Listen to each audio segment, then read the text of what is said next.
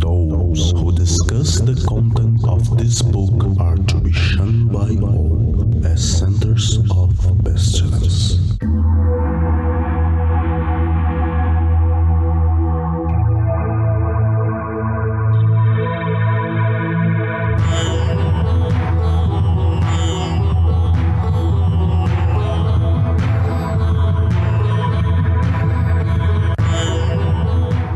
Olá, crianças do abismo! Estamos com mais um Foco de Pestilência, o seu podcast sobre magia, iluminismo científico e outras esoterícias. Eu sou Flávio Watson e estou aqui com os meus companheiros e alguns convidados também na noite de hoje. Senhor Feliciano. Umbilicochakra. Segundo a chakrologia, não se pode esquecer que a eficácia da técnica de projeção pelo jejum depende muito da qualidade das energias do umbilicochakra e da consciência praticante. Peu Lamarão. Quando sentir as imagens bem nítidas, geralmente acompanhadas de rápidos movimentos sincrônicos involuntários dos olhos, o seu instrutor desliga a gravação musical. Senhor Pietro. Vampirização.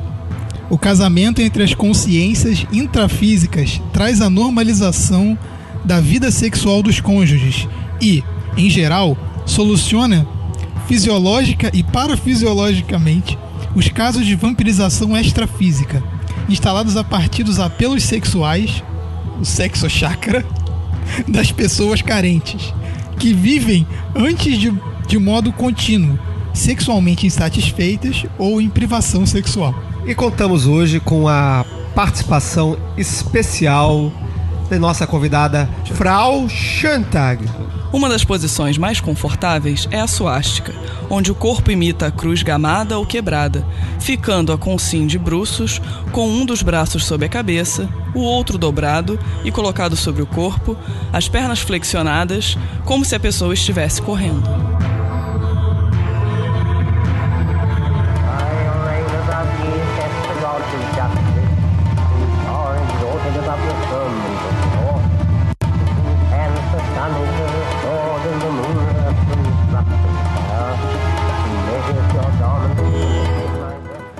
O Foco de Pestilência é uma realização do CALEM, Colégio Ad Lux et Nox, uma moderna escola de ocultismo preocupada com a divulgação do iluminismo científico no século XXI.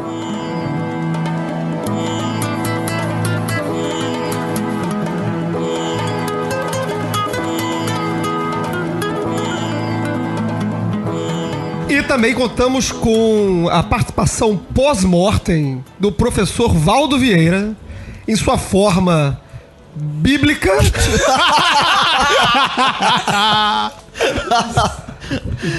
Pode marcar mais um xizinho aí na lista dos inimigos, né? Em sua forma bíblica de seu maravilhoso e magnífico tomo Projeciologia. Quem não conhece, procurem. É um livro de, sei lá, milhares de páginas, 1000 e sei lá quantas páginas. E ele está presente hoje conosco neste dia maravilhoso, porque vamos falar sobre viagem astral. Ele está no meio de nós. Ele está no meio de nós e nós estamos no meio de tudo, porque agora vamos viajar no programa de hoje falando sobre esta coisa maravilhosa que é, dizem por aí, que é sair do corpo ou não. Um assunto que ele é um assunto polêmico, como quase todos os assuntos que nós temos aqui, porque ele não tem consenso. Na verdade, assim, eu tenho a impressão de que sempre que a gente fala viagem astral numa rodinha de amigos, cada um tem certeza do que é e cada um tem uma certeza diferente. Então começa um problema aí na viagem astral, né? Não existe um consenso do que afinal é esse troço, né? E apesar de que talvez seja um dos assuntos dentro da esfera do esoterismo, enfim, dessas coisas assim que a gente fala aqui no programa, mais populares. Eu acho que a viagem astral, assim, mesmo quem não está envolvido com magia, nem com astrologia e signo, nada, curte um papo de viagem astral, conhece alguém que já acordou no teto, ou que, sei lá, transou em Júpiter, essas coisas aí que a gente escuta falar. Então, para começar o programa, vamos tentar achar algumas definições, não todas as do Valdo Vieira, porque aí a gente passaria horas lendo o livro aqui, mas algumas definições básicas aí do que a gente pode trabalhar e o que vai servir até de guia pra gente ao longo do programa. Dos nossos cinco módulos que oferecemos de diversos assuntos de Lux, O de viagem astral é o que mais tem perguntas sobre o que é, quando eu terminar o curso eu vou saber fazer, como é que eu faço, qual é a técnica que vai ser usada. E principalmente, assim, muitos alunos chegam procurando o clássico que você joga na Wikipédia, que é cordão de prata, desdobramento, eu vou poder visitar a pessoa que tá longe, etc. Pietro. Não, cara, então, a gente já começou a entrar na discussão do que é a viagem astral e o que as pessoas imaginam, o que as pessoas projetam para isso. É igual se a gente chegar com os amigos aqui e começar mais... e os sonhos? Como é que você sonha? Tem pessoas que sonham em preto e branco, tem pessoas que sonham colorido, tem pessoas que sonham 3D, sonham 2D. Não tem um padrão para isso também. Cada um tem um imaginário do que idealiza com isso.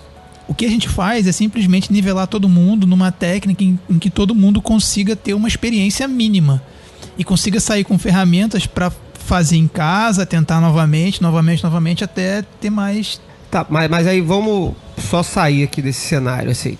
Isso é o que a gente tenta fazer quando a gente está conversando com alguém, falando uma técnica que a gente curte, mas...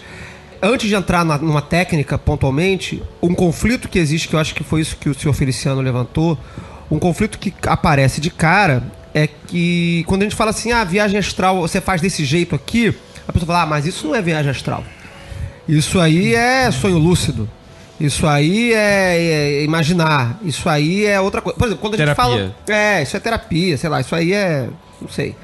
Fala que tudo, porque existe uma ideia... Quando você entra... Eu lembro quando eu participava de lista de discussão uns anos atrás, uma lista chamada Voadores, que era uma lista específica sobre viagem astral. Eles não usavam... Na verdade, assim, posso até estar me enganando. Talvez eles nem utilizassem a palavra viagem astral. Eu acho que aí começa o problema. Eles usavam a palavra desdobramento, que é uma experiência que muitas pessoas relatam, de sair do corpo. O meu pai conta essa experiência pra mim até hoje, que ele um belo dia acordou e estava flutuando no teto. Meu pai é uma pessoa cética, sem nenhum tipo de envolvimento esotérico, nunca trabalhou nada, nunca foi na Rosa Cruz, nada, assim. Hoje em dia, depois de 60 anos, ele é uma pessoa que tá um pouco mais mística e tudo mais, mas assim, isso foi uma experiência que passou por ele quando ele tinha, sei lá, 30 anos, quando ele era engenheiro, ateu, sei lá. Não era um problema na vida dele. E é o que as pessoas buscam quando falam de algo assim. É sair do corpo, olhar pra baixo, ver você sentado na cama, e o fio de Ariadne lá, o cordão de prata. E aí? Quando a gente fala que não é bem assim, que é outra coisa. Deixa eu tentar cortar essa bola aí, jogando pra fazer um apanhado dos tipos de relato que fazem parte aí dessa sopa, né? Que se tiver uma solução de nomenclatura pra isso, a gente pode até ver ao longo do caminho, né? Mas então, você deu um relato aí de um tipo de experiência que as pessoas têm, né? Muita gente em coma fala esse tipo de coisa, né? Ela teve a sensação de acordar, em algum sentido ela acordou. No que ela acorda, ela tem a visão e a audição do ambiente, mas ela vê o próprio corpo. Ou então ela está num lugar absurdo, impossível, que não poderia estar. Aí vê uma sala familiar ou vê pessoas que ela conhece, né? Isso é um tipo de relato. Tem outros tipos de relato em que a pessoa vai passear por um ambiente mais fantástico. Um mundo fantástico. Vai numa floresta, entra na floresta, vê um templo, no templo tem um sátiro, e o sátiro dá uma gargalhada, umas coisas assim. Esse é outro tipo de relato. Fora, coisa que a gente poderia até aglomerar aqui na questão, apesar de eu não achar que a gente vai concordar que é viagem astral, que são as experiências mais alucinantes, né? A pessoa que vê mandala, tem uma experiência visual de mandala ou auditiva de uma conversa e tal, mas ela não se vê... ela não tem uma experiência de andar ou interagir com objetos. Então, a ideia de que a pessoa sai do corpo, né? Eu acho que ela surge numa espécie de intuição imediata, né? Porque você tem, então, a experiência de uma pessoa que... Você vê o próprio corpo, né? A pessoa está na mesa de operação, né? Mas é muito comum esse relato. A pessoa está na mesa de operação, ela está sedada, está em coma lá, induzido, e ela tem a experiência de ver a cirurgia em andamento. Vários relatos desse tipo de coisa. E as pessoas que têm a experiência de vagar pelos céus, a pessoa que encontra Jesus, ou vê anjo, ou vê outros tipos de cena. Como a pessoa se vê, ou ela entende, naquela experiência, ela entende que ela está em algum lugar, posicionada, que ela anda, que ela fala, que ela toca, que ela ouve, aí ela vai dizer, eu estou aqui, mas o meu corpo ficou para trás. A pessoa tem essa experiência. Então ela diz, eu saí do corpo. Eu acho interessante essa bola que você levantou, porque se você jogar viagem astral no Wikipedia, ele te retorna para um artigo que é de projeção de consciência. Ele não tem um artigo de viagem astral. E a definição do Wikipedia, que seria a definição do senso comum, é um suposto fenômeno paranormal, a saída de consciência do corpo humano em uma suposta manifestação em uma dimensão extrafísica. Ou seja, essa definição do senso comum já seria para além do que a gente trabalha como viagem astral. O que eu queria fazer com a gente aqui, antes da gente avançar para o ambiente da nossa familiaridade, é o seguinte, é suspender a princípio essa explicação. Por você vê que essa definição ela já tem uma explicação embutida. Ela reconhece a existência do fenômeno. Existe o relato do fenômeno em que a pessoa teve uma experiência visual, auditiva e táctil assim por diante, mas que ela viu o próprio corpo, tinha certeza que ela não estava naquele lugar. A ideia de que isso é extrafísico, de que você saiu do corpo, de que você foi parar em outro mundo, isso daí não está dado no fenômeno. Isso daí já é o princípio de uma explicação. Então a gente não assume isso a princípio, pra gente ver onde que a gente vai parar. Afinal, ayahuasca e ácido são viagens astrais? Não, peraí. Olha só. Eu queria pontuar uma coisa aqui interessante. Independente de se é projeção de consciência, se a gente vai chamar de viagem astral, a única coisa em comum entre essas experiências todas, tantas que a gente tem e induz, quantas que a gente vê nos outros, né, controladas ou não, é a consciência. O foco está sempre na consciência, observando a si. A questão da consciência nunca se altera. A forma se altera, a experiência se altera, a descrição do contexto se altera, mas a consciência da pessoa, a consciência do eu sou eu que estou me vendo aqui, eu estou fazendo isso, eu vou em tal lugar, eu senti tal coisa, eu percebi tal coisa, não muda em absoluto para nenhuma dessas experiências, seja viagem astral, projeção de consciência. Quer ver? Vou deixar uma questão para Frau. Então, Frau, eu queria saber da sua opinião, porque a gente sabe que você trabalha como médium de Umbanda num centro regularmente, e você tem essa experiência com a viagem astral também, porque fez o curso com a gente, lá de viagem astral, usando estátuas. Isso. E eu tive o orgulho de ser seu instrutor. Como eu sou bobo. Melhor instrutor, gente. Quer dizer, desculpa, Flávio. Então, eu queria saber como... Diz pra gente aí como é que a consciência fica diferente na questão da mediunidade, trabalhando no centro, e na viagem astral Fala aí. Eu acho que, na verdade, não é a questão tanto da consciência, eu concordo com você que a questão da consciência é muito semelhante ao estado que ela fica. Mas a sensação de controle, e aí eu vou ter que fazer uma ressalva que eu não sei se é pessoal, né, da minha relação com a entrega e no estado de transe, porque também tem isso, tem gente que vai ter mais facilidade em entrar com um tipo de transe, tem gente que consegue só olhando um tátua e já fica doidão e já faz o mergulho e tá ótimo. Tem gente que não, tem gente que precisa de uma ajuda exógena e é isso aí, né, imagino que vocês vão discutir isso depois. Mas o principal pra mim é que a minha sensação é que é um mergulho no inconsciente, eu tenho acesso e é um trabalho mental muito maior. Esse seria qual? Esse seria o do Tátua, né? A viagem astral usando o portal, isso... Daqui a pouco a gente pode continuar, daqui a Sim. pouco a gente explica o que é Tátua pra Não, quem claro. não conhece, mas prossegue. E o outro eu sinto um trabalho mais físico e a questão é mais um afinamento de coisas que eu necessito fazer, essa diferenciação entre coisas que eu necessito fazer, performances que você precisa realizar, né, para se identificar, inclusive, como entidade, você tem uma postura de ritos a percorrer e coisas que você quer fazer. Se você, por acaso, sente vontade de ir ao banheiro, se você cai uma coisa no chão, você tem um ímpeto de pegar, é esse afinamento de sou eu ou é um outro agente, independentemente de ser a sua consciência projetada ou uma experiência transcendental, acho que agora não cabe falar sobre isso, mas independente disso, você tem que diferenciar ou essa dualidade da experiência e o que é seu de verdade, né? Fazer esse duplo parâmetro. Na viagem astral com o Tátua, né, essa projeção de mergulhar no mundo é diferente, é um trabalho mental e você sabe que aquilo ali é puramente seu. My number is 11, as all their numbers who are of us. The five-pointed star, with a circle in the middle, and the circle is red. My color is black to the blind, but the blue and gold are seen of the seeing. Also I have a secret glory for them that love me. Bacana. Assim, pra quem não conhece, pra quem tá ouvindo o programa e não faz ideia do que é tátua, não conhece profundamente, tátua é uma técnica importada que nós ocidentais importamos dos hindus. É uma técnica tradicionalmente hindu em que nós adaptamos, a gente não realiza ela, pelo menos eu não entendo que a gente realize ela de forma tradicional, como o hindu utilizava, mas em que a gente utiliza determinados símbolos geométricos que possuem cores específicas, então é um ovo negro, é um quadrado amarelo, um triângulo vermelho, entre outros, que são associados aos 4 elementos, mais o éter e tal, quase ficar um samba de hinduísmo com Grécia, ficou uma coisa meio esquisita. Mas o importante é que a gente visualiza esses símbolos e busca viajar astralmente ou viajar no plano da consciência, no universo daqueles elementos.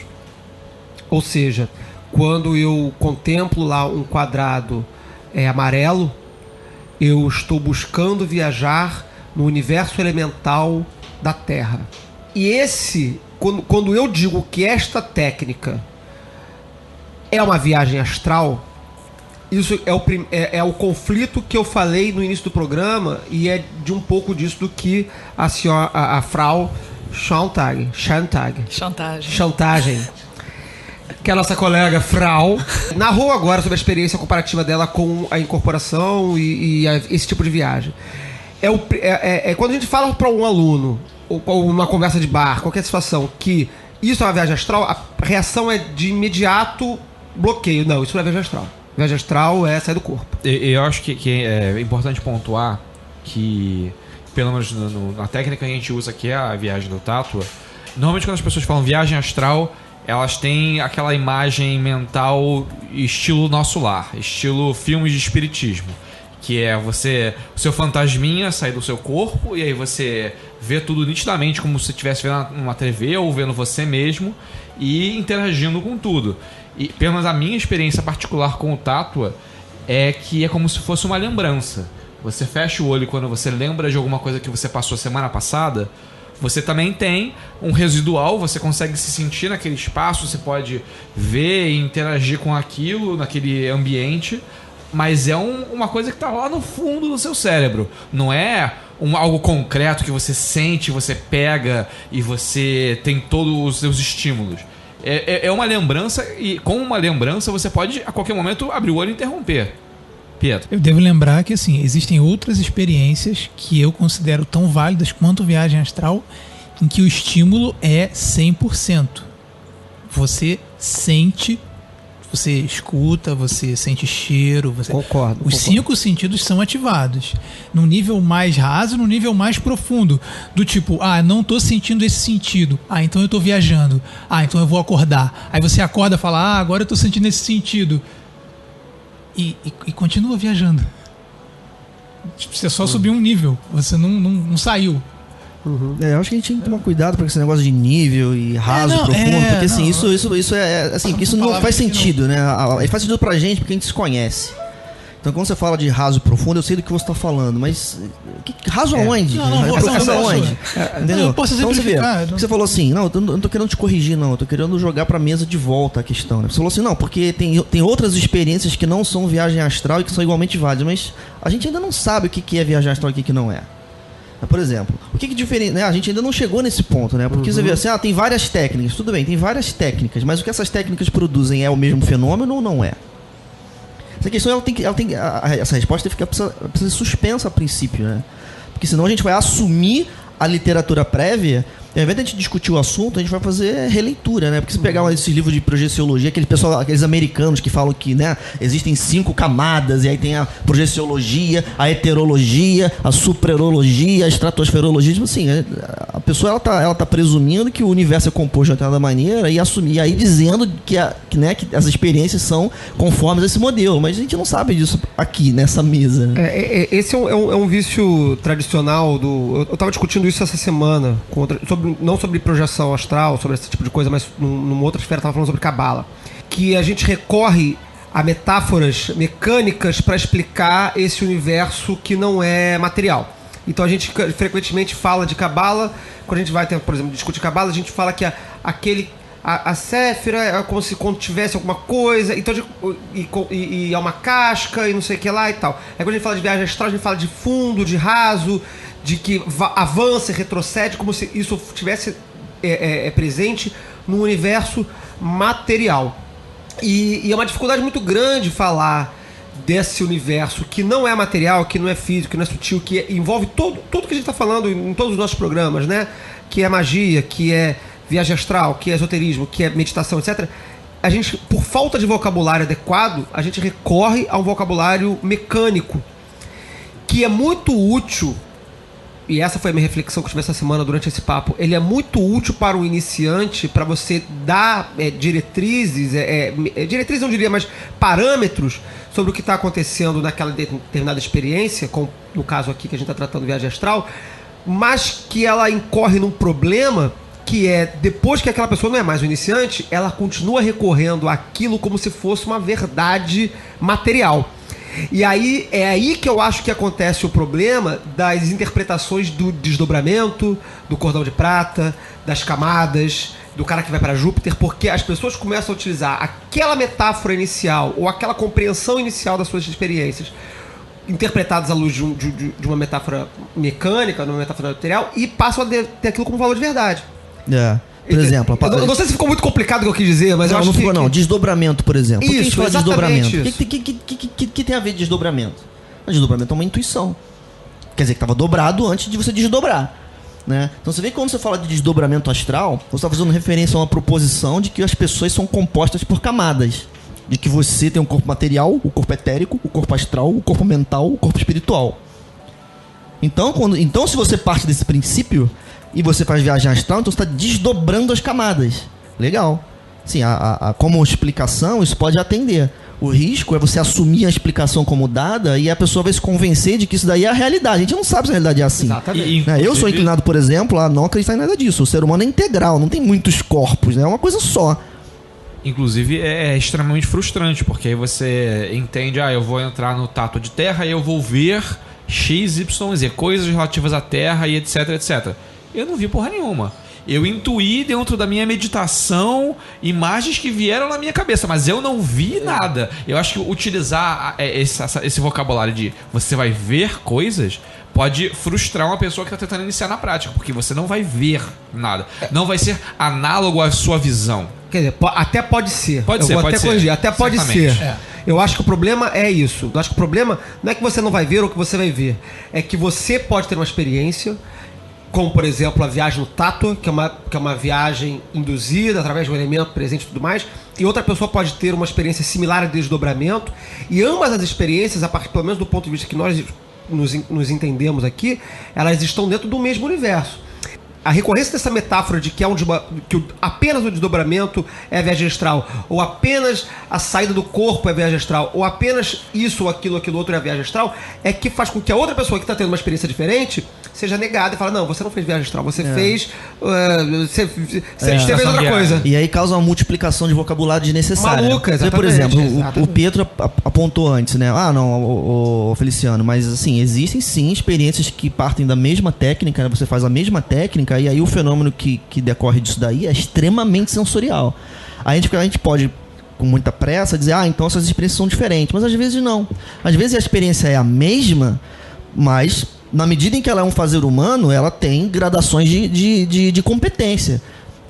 A viagem astral é uma técnica, ela tem uma competência ali, como meditação, né? Você tem uma pessoa que começou a meditar e alcança o zum da cabeça. Tem a pessoa que é experiente em meditação e ela alcança um silêncio mortal e entediante. Mas isso aí então são duas coisas diferentes. Sim, o fenômeno é diferente, mas a meditação foi a mesma. Então aí vem surgir aí então uma dimensão de análise que é a técnica como executada, né? A pessoa executou de uma maneira melhor ou não, né, nesse contexto.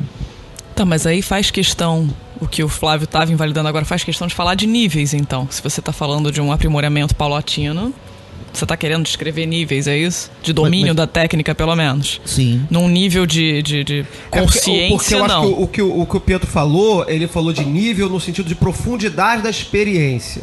O problema que eu entendo aqui, é claro que haverá uma profundidade diferente da experiência. Um praticante iniciante, ele vai ter uma experiência provavelmente distinta do praticante experiente. Ele vai ter uma experiência mais simples, acredito eu. Não vou dizer isso categoricamente, mas eu acredito que, em geral, uma pessoa que está começando a praticar a viagem astral, ela vai ter experiências mais simples do que aquela pessoa que já está acostumada e que está já habituada com aquele cenário, com aquele exercício. Vai ter experiências mais complexas. Agora, é diferente de fazer uma viagem disso que o Pietro falou, que é possível, dentro de um discurso, dizer que é mais profundo ou mais raso, que é se aprofundar nesse universo de sonhos, ou nesse universo de imagens, ou ficar na superfície. Mas eu acho que isso é um segundo passo do nosso papo aqui. My number is 11, as all their numbers who are of us. The 5-pointed star, with a circle in the middle, and the circle is red. My color is black to the blind, but the blue and gold are seen of the seeing. Also I have a secret glory for them that love me. Então, a gente está falando aqui de níveis e de técnica. Eu queria afastar um pouco o termo técnica para depois trazer de volta pelo seguinte: quando a gente fala em níveis e técnica, parece o seguinte: a pessoa que manja da técnica vai chegar no nível 4 e a pessoa que não manja vai começar no nível 1, e aí, conforme ele vai produzir a técnica, ele vai se aprofundando. E eu acho que não é questão de técnica, é questão de sensibilidade. E a sensibilidade você pode, através da técnica, aprimorar. E eu queria trazer um paralelo para a mesa, não sei se vocês concordam ou não, que é como você... percepções diferentes das pessoas que têm quando vão num show de música, digamos um show de metal ou um show de rock. E aí você tem a pessoa que vai chorar emocionada porque aquilo é lindo e aquilo toca a pessoa, e tem outra pessoa que fala assim: não, foi ok. E é o mesmo show, mas tiveram experiências diferentes de acordo com a sensibilidade que cada um teve daquilo. Então, eu usei a palavra níveis porque eu tava com o ideário na cabeça do filme A Origem, do Leonardo DiCaprio, que é um filme que trata explicitamente desse tema, e ele usa esse termo e explica isso, quanto à profundidade da viagem, o quão imerso na viagem a pessoa se encontra. Que são? Grande profundidade. Um sonho dentro de um sonho. 2 níveis. 3. Não é possível. Tantos sonhos dentro de sonhos. É muito instável. É sim, é possível. O que foi falado é que você vai ver um universo de imagens e tal. Não, você sente, você ouve, sente cheiro, sente toque. Ah, mas como assim? Não, eu posso contar experiências para vocês de técnicas, de mais de uma técnica em que mais de um sentido foi afetado. Não foi só a visão, não foi só aquela imagem que vem no fundo aqui no córtex cerebral quando você lembra de alguma coisa e você se vê ali. Não, é mais do que isso. Desce no nível, em todos os níveis, afetando todos os sentidos, independente da técnica. Até o coração. Até o coração, bate mais forte. Tum, tum, tum. Pela união dos seus poderes. Pela união dos seus poderes, eu sou o Valdo Vieira. Grande Valdo, salve. Não, ele está no meio de nós. Ele está no meio de nós aqui, manifesto nesse gigantesco livro. Mas eu entendo, eu entendo essa preocupação de evitar. Embora é muito engraçado, a gente evita as coisas falando pra caralho delas, né? A gente tá evitando falar de níveis e falando muito sobre níveis. Pra dizer que não, galera, não se preocupem com níveis. Eu entendi a questão do senhor Feliciano, e eu acho que é por isso que eu fiz tanta ressalva quando eu falei sobre a experiência do praticante, né, do iniciante ou do experiente, né? É possível que o iniciante tenha uma experiência mais simples do que a do experiente, mas isso é possível por quê? Porque é possível que o praticante iniciante possua uma ótima experiência, porque ele possui uma sensibilidade a tal qual que permita que ele tenha uma ótima experiência, independente de ser o iniciante. Eu, por exemplo, tive muita dificuldade com as minhas primeiras experiências de viagem astral. Tá? Porque eu tinha muita dificuldade de visualização, de concentração, etc. E na mesma época, uma pessoa que estava estudando junto comigo tinha facilidades absurdas, assim, conseguia... Todos que estavam estudando junto comigo conseguiram fazer os exercícios, as viagens, mas alguns com melhor visualização, melhor clareza, e outros com menor clareza. Eu só queria dar mais um corte aqui. Na verdade não é nem um corte, é só uma pontuação para a gente avançar, na verdade. A gente está falando aqui já sobre algumas experiências de viagem e visualização, né, como que isso acontece ou não, tendo de certa forma pulado, ou não sei se pulado, mas pelo menos avançado rápido demais, sobre essa questão do que é ou não é viagem astral. Acho que a gente discutiu que não é, mas eu acho que faltou a gente definir. Acho que não tem que dizer o que é, mas o que é aquilo que une todas essas definições de viagem astral, seja uma viagem no Tátua, seja uma experiência extracorpórea, né, o que vai se dizer de experiência extracorpórea, seja um sonho lúcido. Nós aqui na mesa concordamos que todas essas experiências que eu acabei de falar, entre outras, elas são unificadas dentro do termo viagem astral. Por quê? Então, eu vou dar a minha solução para essa o problema que é importante ser resolvido para a gente avançar. Eu acho que esse problema ele surge porque a análise, o raciocínio que se debruça sobre o problema, ele foca demais nos objetos e na especificidade dos objetos, né? Por exemplo, a viagem astral da origem não é a mesma coisa do que a desdobramento corporal do cara da sala do coma, porque no desdobramento do cara do coma ele vê o coma, enquanto que na origem ele vê o fauno. Tá bom, tudo bem. Então você focou nas diferenças dessas coisas. Mas essas duas experiências são experiências onde você teve estímulo sensorial, consciente e convencido de que você não estava no sono normal.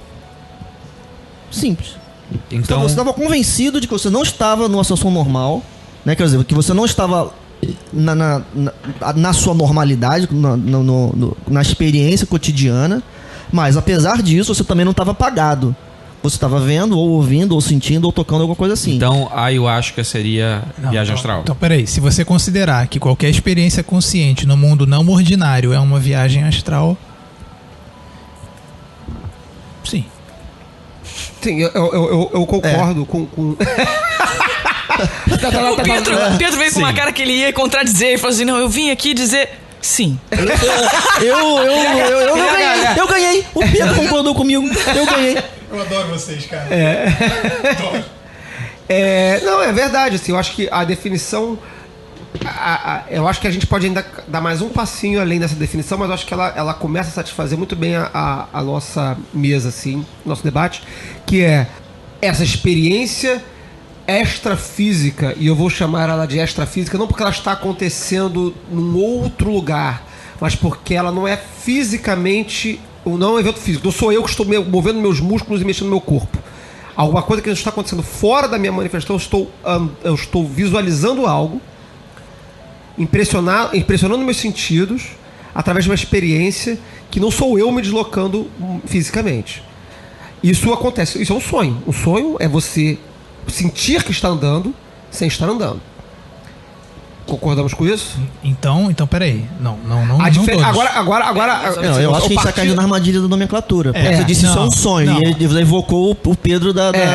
Não, o que acontece é o seguinte: é porque assim, se você. A provocação é essa, isso é um sonho. Se você parte. Não, então, o sonho não tem um estímulo. Okay. O sonho não tem um estímulo.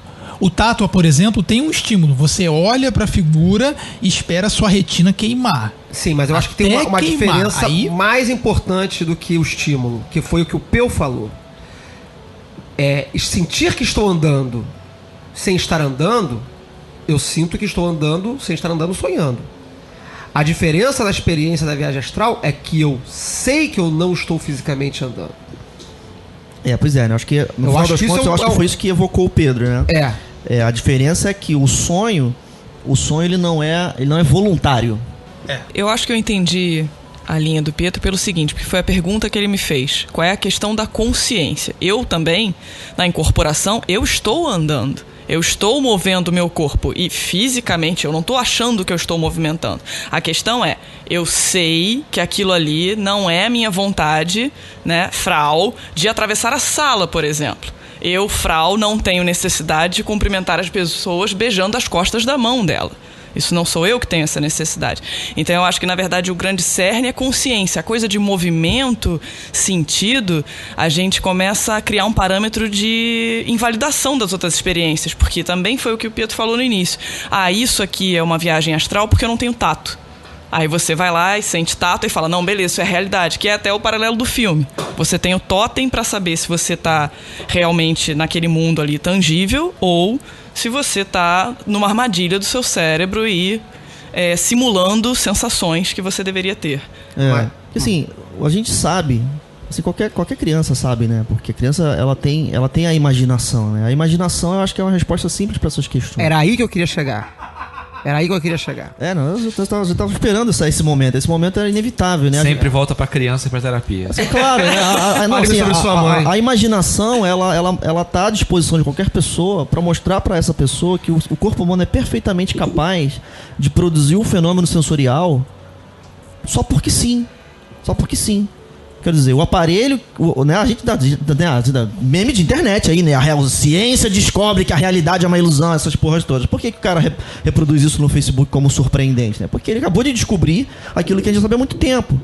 Que o aparelho humano que produz fenômeno, a imagem auditiva, isso é o cérebro. Que tá criando algum fenômeno lá nesse negócio misterioso que chama de consciência, em resposta a um órgão corporal que interage com um suposto mundo objetivo que a gente pode deixar pra lá, que ninguém vai resolver nunca isso. Mas assim, o aparelho é perfeitamente capaz de produzir aquele fenômeno. Por exemplo, se eu fechar os meus olhos e fizer um esforço mágico, que a gente chama de mágico, mas é humano, eu consigo ver a minha sala lá na Tijuca. Eu consigo fazer isso. Eu fecho o olho aqui, dou uma concentrada e vejo a minha sala. Minha sala não tá aqui do lado do meu corpo, mas o meu cérebro é perfeitamente capaz de criar o fenômeno visual voluntariamente. Eu queria, inclusive, essa deixa é perfeita pro editor colocar uma vinheta, que é o diálogo do Morpheus com o Neo, que fala assim: isto não é real? O que é real? Como se define real?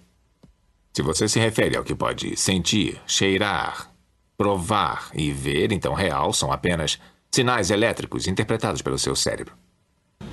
Não é de fato o objeto existir, é o seu cérebro entender que ele existe. My number is 11, as all their numbers who are of us. The five-pointed star, with a circle in the middle, and the circle is red. My color is black to the blind, but the blue and gold are seen of the seeing. Also, I have a secret glory for them that love me. Eu acho que essa é a graça, e eu acho que é o que reúne todas as nossas narrativas, as nossas diversas narrativas de experiência de viagem astral, né? Elas são experiências que parecem reais, em maior ou menor grau, dependendo da habilidade, sensibilidade, técnica, etc, etc, e sobre as quais você tem consciência daquele processo. Porque, por que eu provoquei essa questão do sonho aqui agora? Porque quando a gente faz uma narrativa de viagem astral no tato, de viagem astral através da técnica do sono, né, do despertar do sono, entre outras técnicas que a gente provavelmente pode falar daqui a pouquinho, a resposta natural do cidadão comum ou da pessoa que está preocupada com viagem astral, desdobramento mental, dizer que isso não é viagem astral porque isso é um sonho lúcido. E vai distinguir a experiência de sonho lúcido da experiência de viagem astral, a qual eu não vejo distinção. Olha, eu vou te falar que tem uma distinção, por exemplo, que ela é quase consensual e eu não concordo. A minha experiência não concorda com ela. Que voltando lá a história do desdobramento, né? Que é a diferença entre a viagem astral e o desdobramento etérico. Né? Porque são duas coisas diferentes, supostamente. Numa, você vê o mundo material com o seu corpo etérico flutuando e vai lá na casa do vizinho e vê o vizinho e assim por diante. Isso seria diferente de viagem astral. A minha experiência diz que não.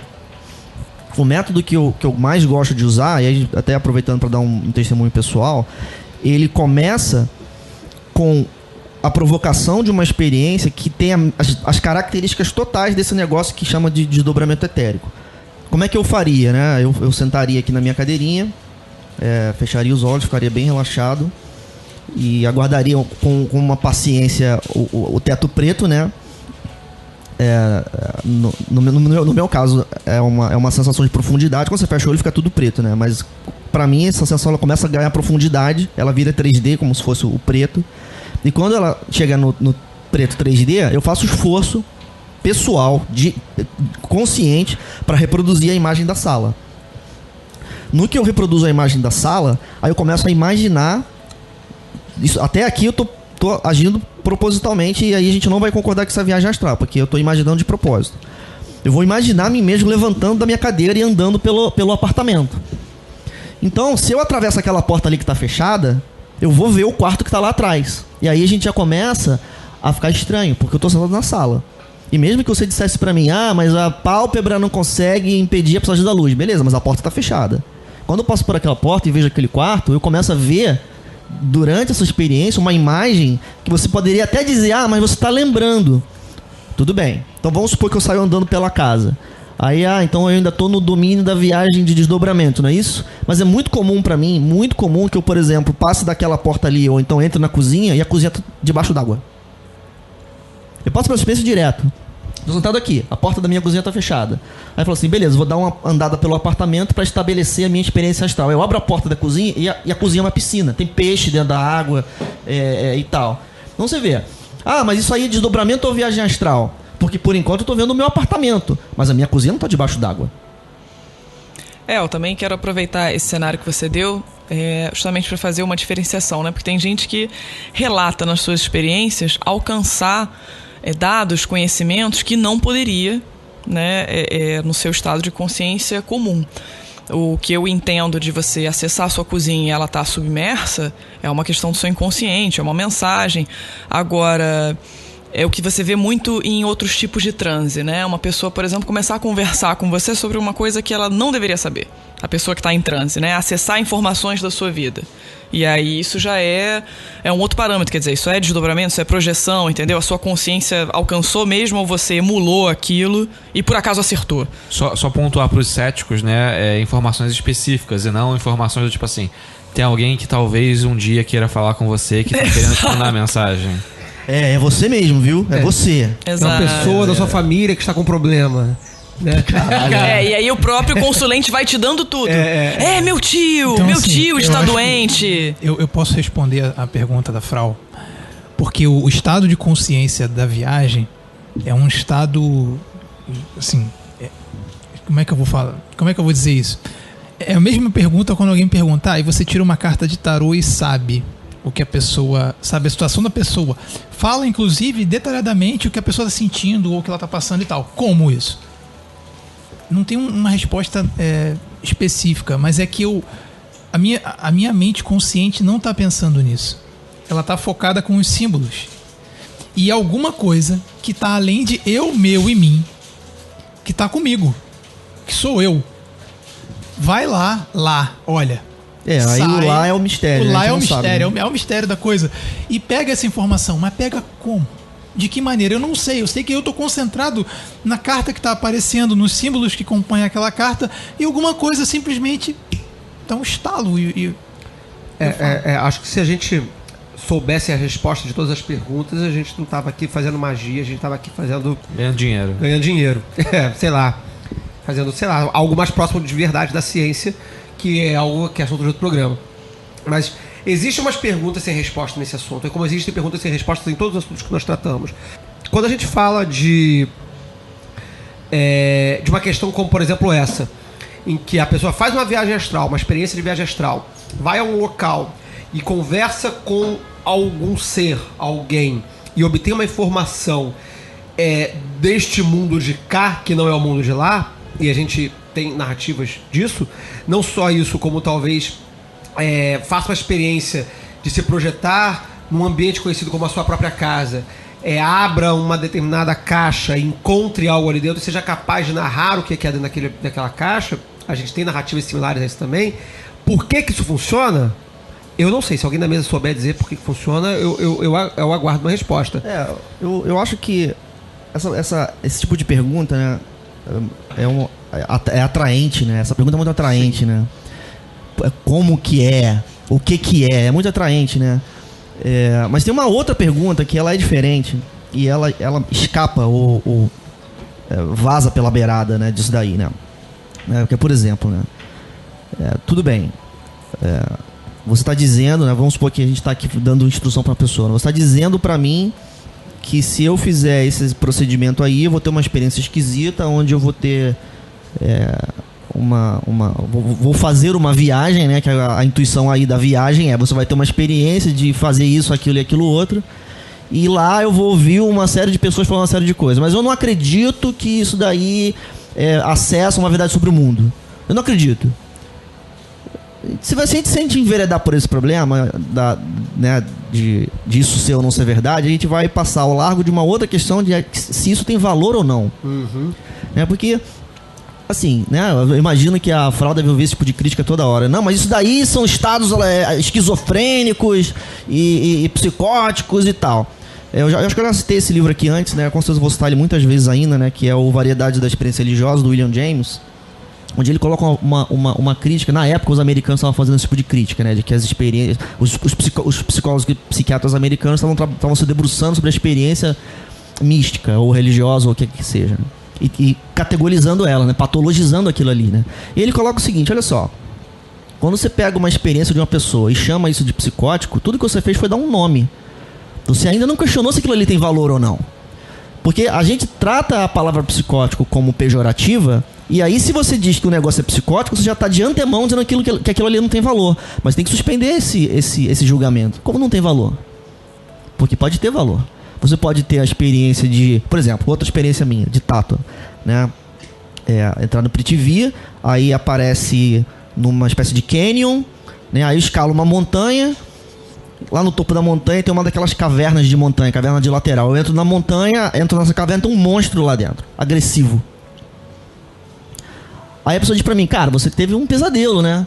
Eu digo assim: sim, tudo bem, teve um pesadelo, mas foi significativo pra mim, na época, ter visto aquele monstro dentro daquela caverna falando aquelas coisas que ele disse. Então, se aquele monstro existe num plano espiritual, num planeta da outra galáxia, essa pergunta ela é interessante, mas ela não responde a uma outra pergunta que é: teve valor isso pra você? É o grande problema da maioria dos discursos, não só sobre viagem astral, mas sobre magia e esoterismo em geral, que são perguntas que estão focadas na explicação do fenômeno e não no fenômeno, né? E que é um vício horroroso da nossa herança científica, da nossa herança de questionamento, de querer explicar as coisas e não fazer o fenômeno, não viver o fenômeno, né? Que seria uma preocupação da fenomenologia. A gente tem uma herança da escola, talvez, de querer observar e explicar o fenômeno independente do resultado dele. Se você não for capaz de explicar o fenômeno, então o fenômeno é inválido. E isso é um problema que talvez ali nas hard science, não sei, elas seja muito importante isso, mas para nós isso não é um problema. E a gente tem que... É uma preocupação minha muito grande, sempre que eu converso com alguém de fora do nosso meio, ou mesmo do nosso meio mágico, mas que ainda está muito viciado nesse tipo de reflexão, de que isso tem que ser explicado, e aí gera esses vícios malucos de botar essas metáforas mecânicas como se elas fossem reais.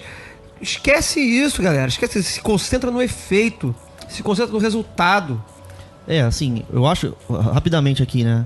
Eu acho que isso daí é realmente um vício de valoração. Sim. Porque o fenômeno, a natureza de um fenômeno é que ela é dada. Você questionar o fenômeno no âmbito da legitimidade é bizarro. Uhum. Quer dizer, a pessoa chega pra você e fala assim: pô, ontem eu tive uma visão assim, assim, assim. Você dizer: não, essa visão aí foi só uma ilusão da sua cabeça. Eu digo: e daí? E daí que foi uma ilusão da sua cabeça? A questão de se ela é ou não é uma ilusão da minha cabeça é irrelevante. Eu disse pra você que tinha uma experiência foda. Você vai me perguntar se foi foda, mas foi pra mim, né? Que é um outro tipo de pergunta, né? My number is 11, as all their numbers who are of us. The five-pointed star, with a circle in the middle, and the circle is red. My color is black to the blind, but the blue and gold are seen of the seeing. Also I have a secret glory for them that love me. Então, eu queria colocar esse assunto do valor puxando as técnicas. Falando das técnicas que, assim, umas a gente conhece, já domina, outras a gente tem mais ou menos ideia de como é que funciona, uns com mais práticas, outros com menos. E aí, legal falar a gente já falou do tato, essa técnica de viagem astral usando os tátuas, os elementos hindus, as figuras dos elementos hindus. E tem uma outra técnica que a gente costuma praticar, as pessoas aqui que estão na mesa e que a gente recebeu também por tradição, é a técnica do sonho consciente, da viagem astral no sonho. E aí você usa o corpo como ferramenta, como dínamo para projetar realmente a consciência no mundo, né? Projetar a consciência num mundo, assim, simplesmente sair do corpo. E é legal que eu puxei essas duas técnicas aqui, não tem nem como exemplificar como elas funcionam em si, porque são coisas muito específicas.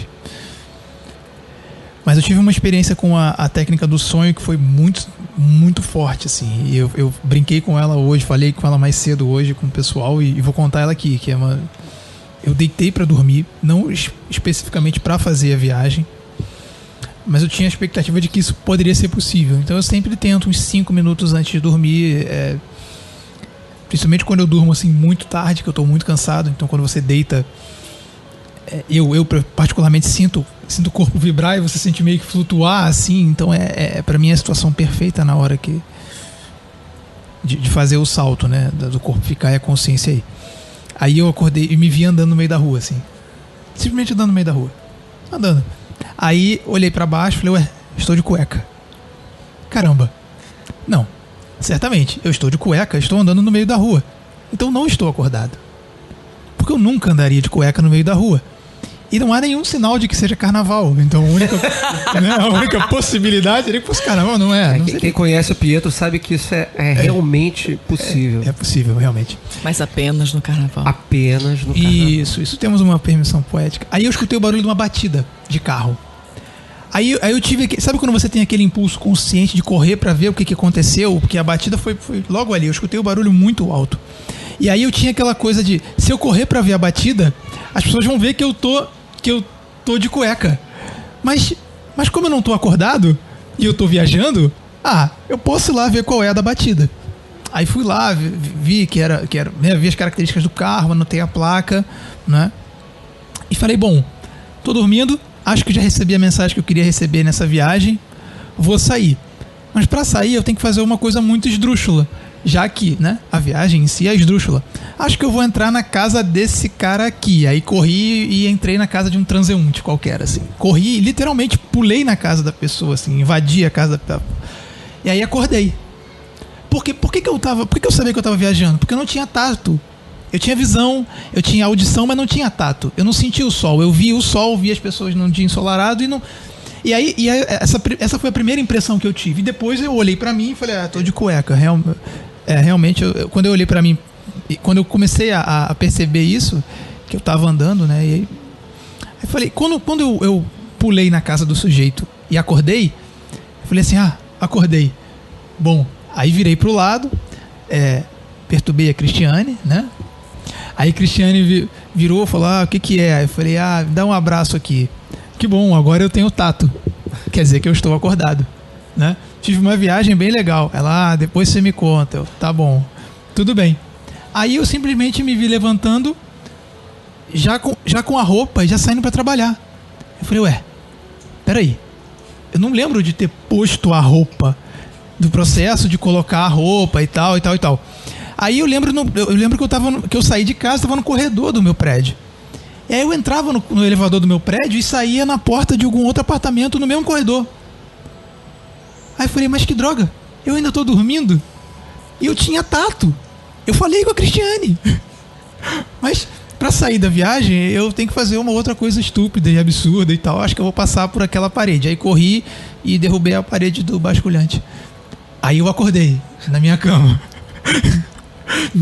Remexi a Cristiane e falei, Será? você... Não, escuta só. Roda o peãozinho aí. Eu remexi a Cristiane e falei, Cristiane, você é você? Aí, né, fiz aquela entrevista básica. Vai, me belisca. Fala que você é você. Eu vou contar uma experiência um pouco aterradora, já que a gente gosta de botar medo no coração dos incautos. Cara, é o eterno despertar do gamer, né? Cara, a maldição do eterno despertar. Cara, é a maldição do Sandman. Então, eu passei exatamente por essa maldição. É isso que eu ia narrar agora. E não foi intencional. Ela foi não intencional, foi uma experiência que eu tive muito bizonha. Mas ela serve como narrativa porque, embora não tenha sido intencional, eu tive consciência dela e funciona, ativa os mesmos critérios que a gente está trabalhando aqui de viagem astral. Eu estava dormindo, tive paralisia do sono. Quem já teve sabe o horror que é. Quem não teve, recomendo procurar um documentário pavoroso no Netflix, que não me recordo o nome agora, mas é um documentário sobre paralisia do sono no Netflix, que é assustador, é um filme de terror, mas é muito bom. Tive paralisia do sono. O que é? Que é você acordar e não conseguir mexer o corpo. O seu corpo fica imóvel e você está consciente. Então você tenta mexer, não consegue mexer. Eu fiquei congelado naquilo. Nessa época eu estava sofrendo disso meio que recorrentemente. E aí você faz um esforço físico tremendo para se mexer e não consegue. Porque o corpo está dormindo, né? Você está consciente, mas o corpo não está acordado. E aí isso causa uns efeitos visuais muito estranhos, porque você tem a impressão, eu tinha a impressão, de que eu conseguia olhar o quarto, apesar de não mover o corpo.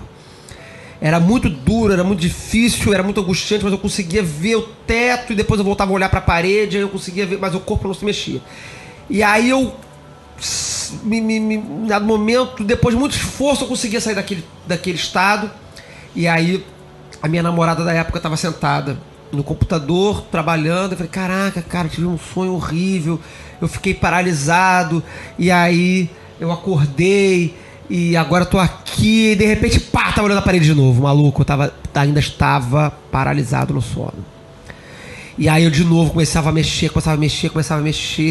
E angustiado, e vi o teto, e vi a parede, E aí levantava, conseguia sair daquela situação. E aí levantava, ia pro corredor de casa, andava pra saber se eu tava tudo bem. Não, agora tá tudo legal, tudo legal. Pá, estava olhando pra parede de novo. Isso se repetiu mais de 5 vezes. Num dos finais, numa das situações, e eu estava sempre no meu quarto, dormindo na mesma cama, acordava no mesmo local, saía do mesmo ponto de partida, estava em casa, andava pela casa toda e voltava pro mesmo ponto. Num dos momentos, obviamente a minha namorada na época, ela sequer estava na minha casa, eu a via ali, mas ela não estava lá. Num dos últimos momentos, eu me ajoelhava no chão e falava, pelo amor de Deus, faz isso parar. Eu não aguento mais ficar acordando sem acordar. E, cara, você tava no dia da marmota. Cara, era o dia da marmota, maluco. Só que durava, sei lá, 1 minuto cada vez que cada ciclo desse. Eu não sei quanto tempo durava. Era infernal. Não foi intencional. Esse é o dia da pomba, cara. Não foi intencional, ou seja, eu não busquei essa experiência conscientemente, mas eu consigo traçar um paralelo muito claro entre isso que eu vivi e outras experiências conscientes que eu busquei de viagem astral. Essa técnica similar a que o Pedro narrou, envolvendo o sonho, é uma técnica que nós aprendemos em comum aqui, que você dorme um tempo, depois você acorda, passa um tempo ativo, depois volta a deitar-se para estimular, enfim, tem uma explicação científica, neuroquímica lá, da melatonina, etc, não interessa muito agora, mas aí você consegue produzir um sonho consciente, e a sensação desse procedimento, que é para mim muito mais forte do que as minhas experiências de tátua, embora eu tenha experiências de tátua muito, hoje em dia, antigamente não, mas hoje em dia eu tenho experiências de tátua muito boas, ela é mais vívida, com tato, com tudo que tem direito, e ela é muito similar a essa experiência que eu tive de sonho, de paralisia do sonho e de sensação do mundo ao redor, apesar de estar paralisado. Tá? Então, o que me leva, e é uma conclusão totalmente minha, a mesa tá aí para discordar de mim e tal, ou não, de que são os mesmos mecanismos que estão sendo trabalhados. Os mesmos mecanismos do sonho, os mesmos mecanismos da paralisia de sonho, os mesmos mecanismos do sonho consciente, os mesmos mecanismos do tátua, os mesmos mecanismos de qualquer método que faça com que você possua uma imaginação projetiva consciente, é o que a gente hoje contemporaneamente, ao menos entre nós aqui que estamos nessa mesa, conseguimos convencionar chamar de viagem astral. E o Valdo Vieira, nosso participante póstumo que está aqui na mesa a expresso no seu livro gigantesco, ele de certa forma concorda com essa definição. Porque no livro dele, que se chama Projeciologia, ou seja, ele tá lidando especificamente com a possibilidade da projeção da consciência. Ele aborda essa possibilidade a partir de diversos gatilhos e de diversas experiências diferentes, com narrativas absolutamente distintas. Então é muito curioso que o Valdo Vieira, que é um cara que já faleceu, que desenvolveu um instituto que pesquisa isso cientificamente, que buscou fazer uma pesquisa sobre isso cientificamente, aceite e aborde que esse tal desdobramento, essa tal projeção astral, essa tal viagem astral se manifeste sim através de diversos gatilhos e diversas experiências distintas. Fala aí, Peu, que você tá com o microfone na mão, tem tempo pra falar. Tá projetando? Você tá aqui, Peu? Eu tô aqui? Vocês estão aqui? Isso é um sonho. Pega um peão aí. My number is 11, as all their numbers who are of us.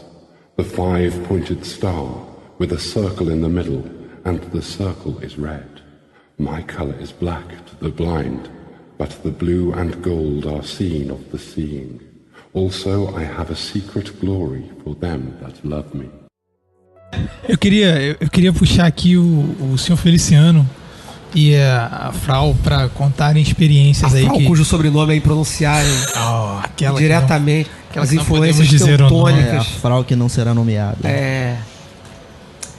Vocês fizeram hoje um exercício de viagem astral de Tátua, né? Pontualmente ou não? Eu fiz. Você fez. Fala, como é que foi, senhor Feliciano? Eu acho que a minha experiência de hoje foi interessante porque ela, apesar de eu ser um pouco avesso a essa coisa de porque a técnica, na verdade foi uma comprovação muito justa da técnica, de que a técnica de fato funciona.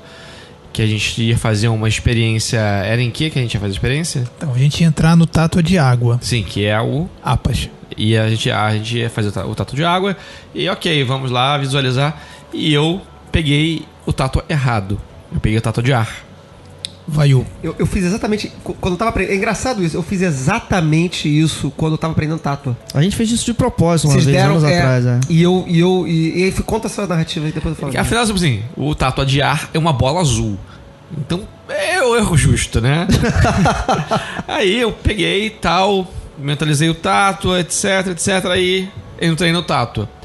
E a primeira coisa que eu depois que eu voltei da experiência e relatei, foi floresta e folhas farfalhando, que era algo muito presente, era o vento nas folhas dessa floresta.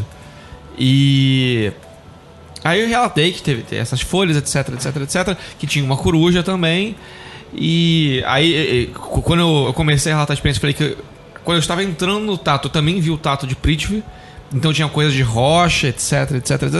E aí quando eu voltei da experiência, que o Pietro me informou, então, cara, eu queria te falar não, mas você fez o Tátua errado, você fez o Tátua de ar. E eu achei interessante porque eu criei uma expectativa que eu ia entrar num cenário de água. E me forcei e busquei dentro do Tátua, da experiência, água. Mas a presença do vento era muito mais significativa, e do vento nas folhas, etc., do que da água em si, que no final apareceu como um cano d'água com água vazando. A vida é essa aí, cara. A vida é feita de testes.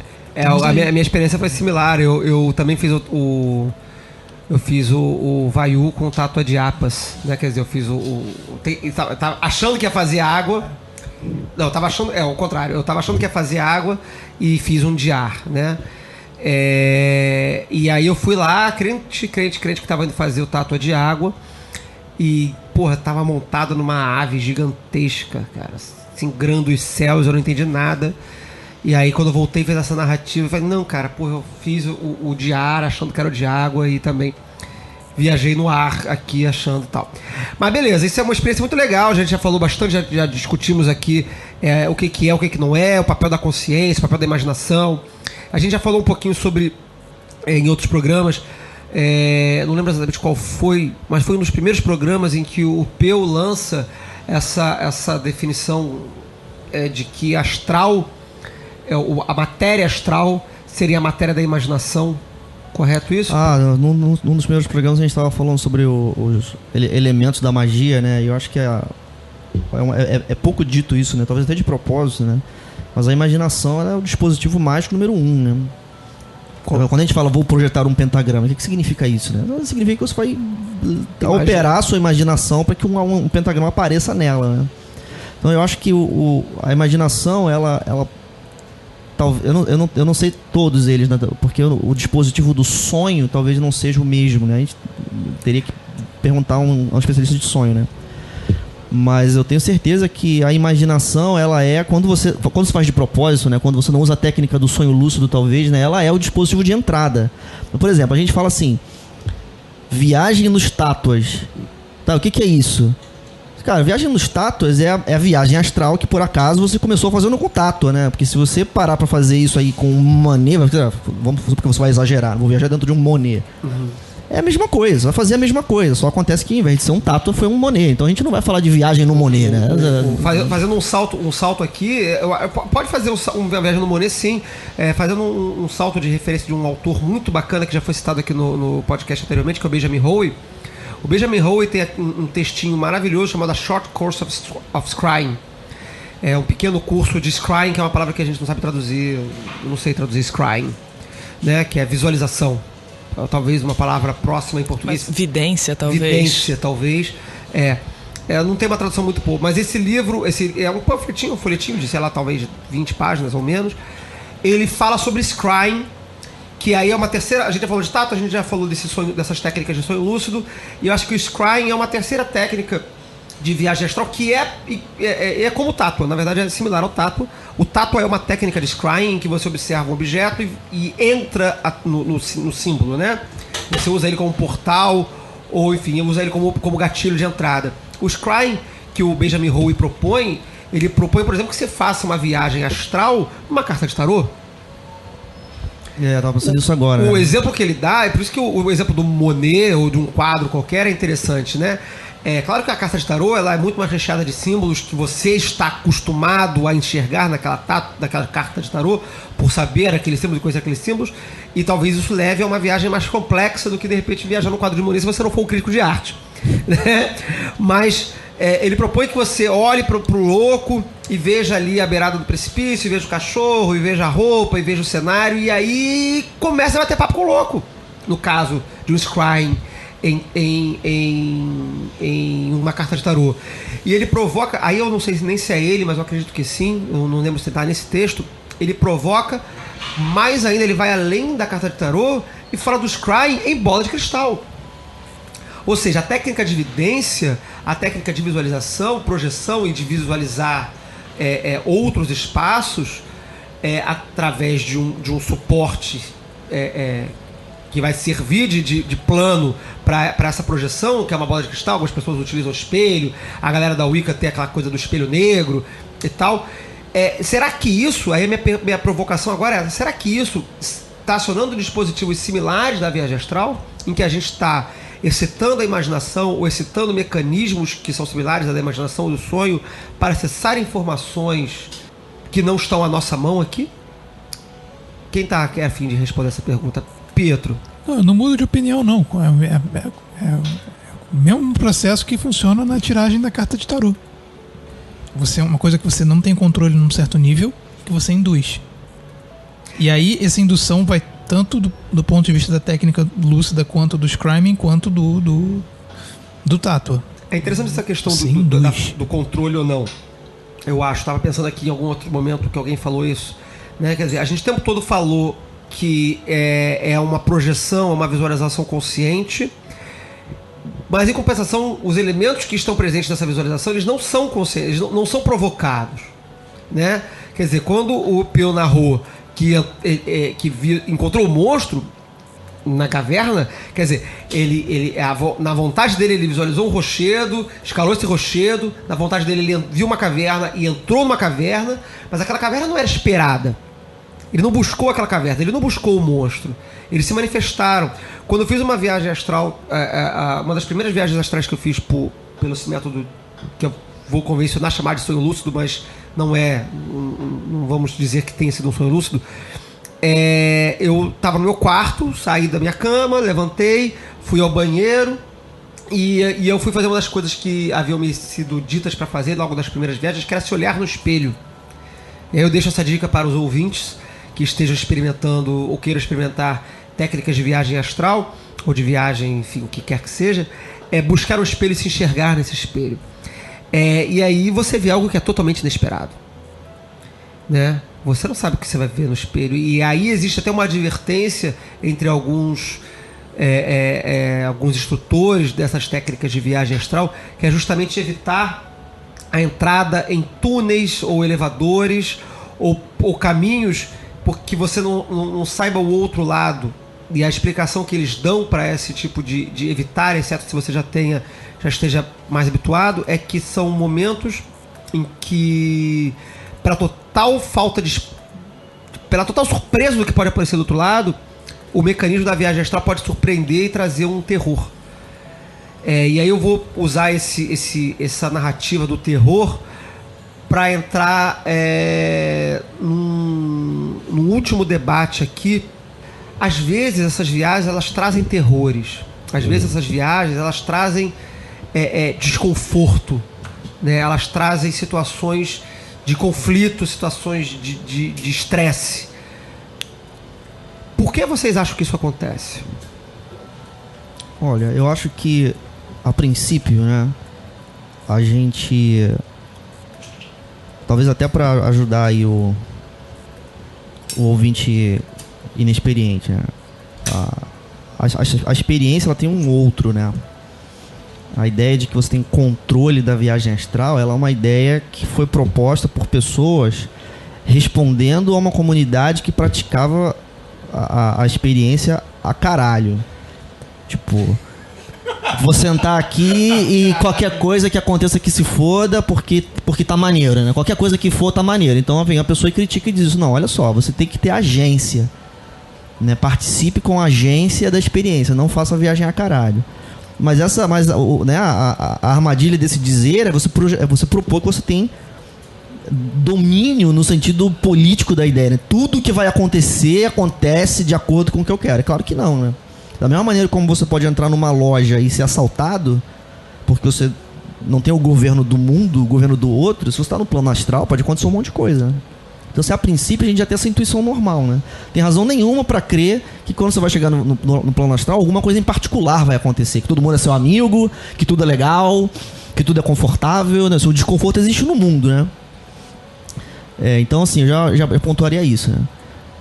Avançando um passo e trazendo para a mesa a experiência de outras comunidades, como a comunidade da terapia, né?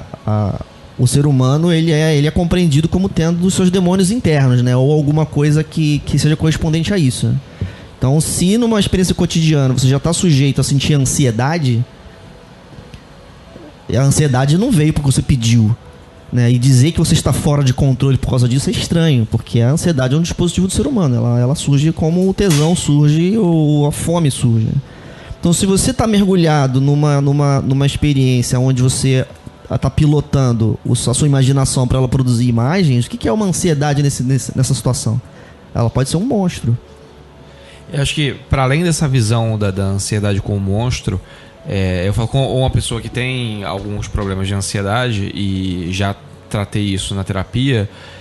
Tem casos como o meu que pessoas tentam se encher de estímulos para dirimir a ansiedade. Então, tô sempre ouvindo música, sempre ouvindo podcast, sempre fazendo uma coisa, sempre assistindo alguma coisa. Durante muito tempo eu só pegava no sono vendo alguma coisa na televisão, até dormia. Não conseguia, vou desligar a televisão, vou ficar quieto. E uma das coisas que foi me trazer na terapia isso é um receio de ficar sozinho consigo mesmo. Então eu acho que essa possibilidade de coisas aterradoras acontecer e aparecerem faz parte da psique humana naturalmente. Se você parar e falar assim, vou deixar minha mente vagar, ela pode ir pra uma lembrança boa ou pra uma lembrança ruim. Ela pode te lembrar de uma coisa que aconteceu ruim na sua vida e você vai ficar de bad. Você, puta, aquilo ali foi uma merda. Que merda que aconteceu isso comigo. Então, assim, na viagem astral eu também imagino que você tá abrindo uma porta para o que tá externa ou internamente, mas que pode aparecer pro bem ou pro mal. E não é necessariamente um monstro que já existia e está te perseguindo. É um componente que existe naturalmente na vida. My number is 11, as all their numbers who are of us. The five-pointed star, with a circle in the middle, and the circle is red. My color is black to the blind, but the blue and gold are seen of the seeing. Also I have a secret glory for them that love me.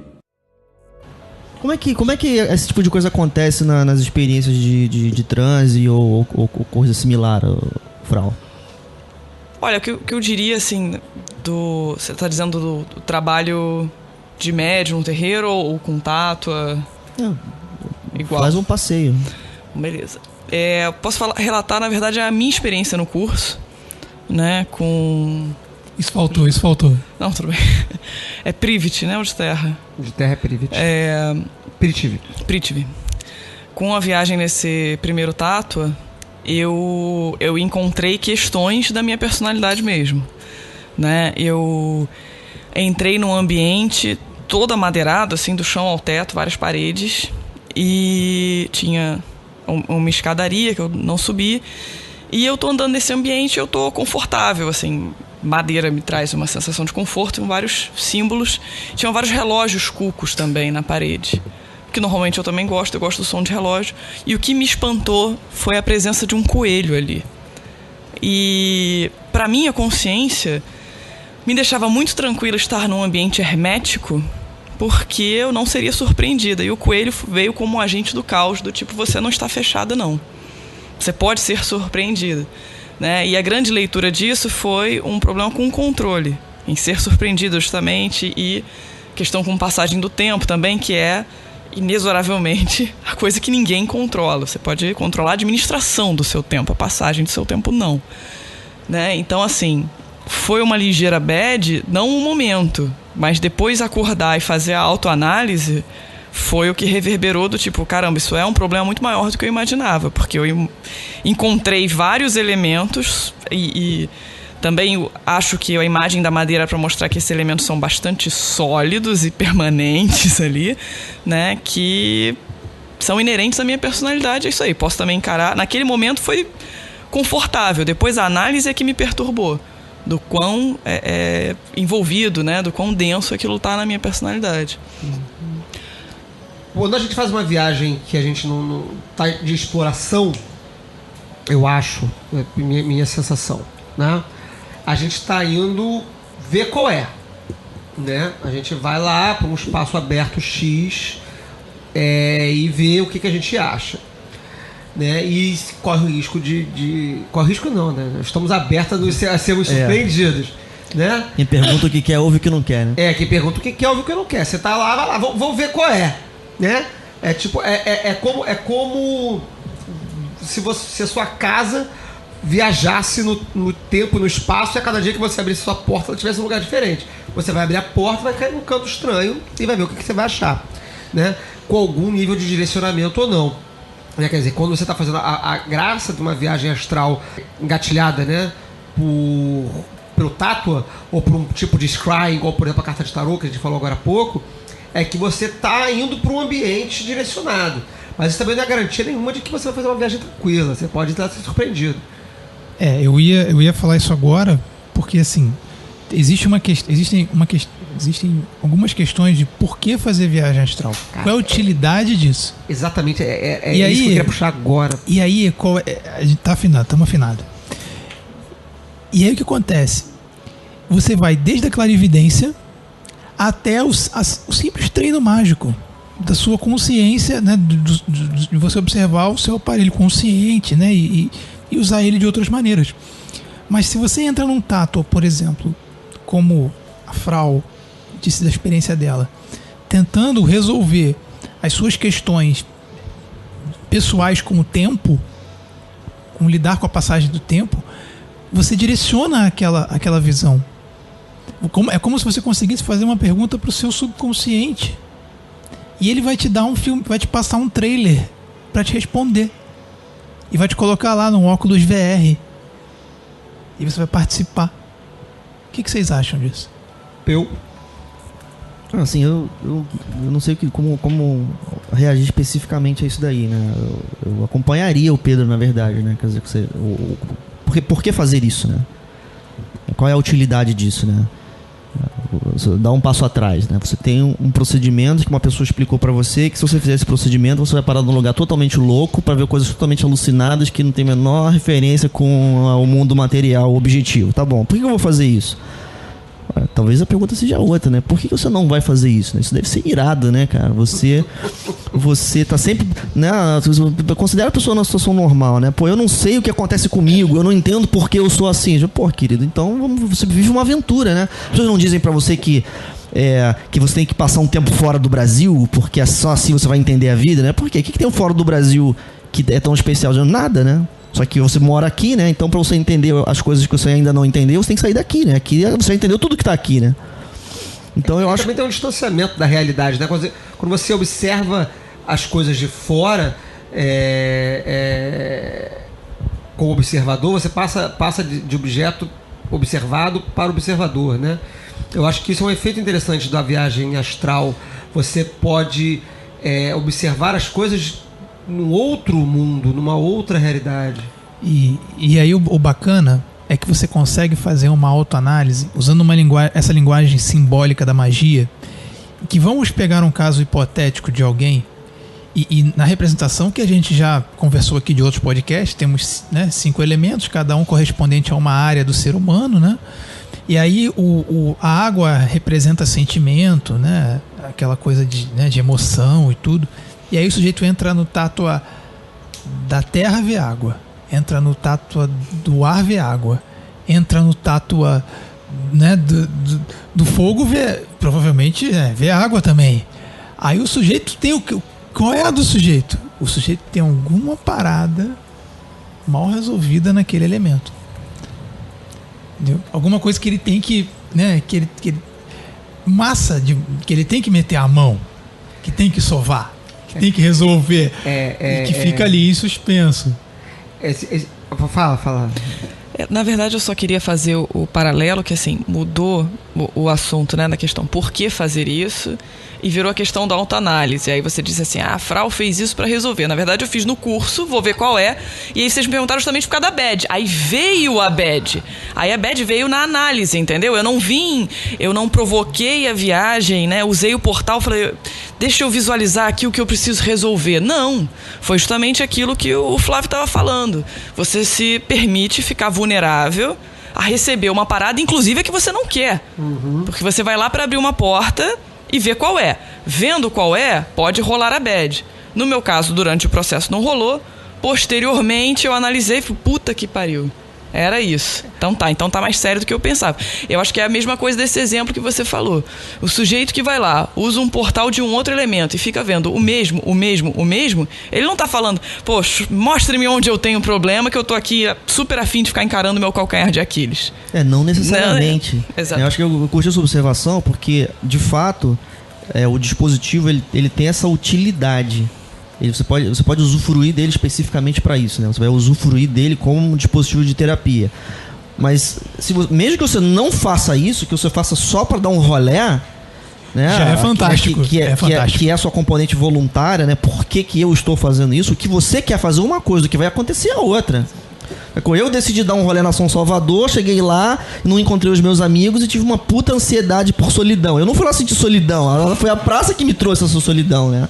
E aí, eu acho que, como a Frau falou, a aventura, ela vai trazer benefício justamente nesse sentido, né? Porque se você não tem problema pra resolver, fica em casa jogando videogame. Agora, se você tem problema pra resolver, vai se aventurar no mundo.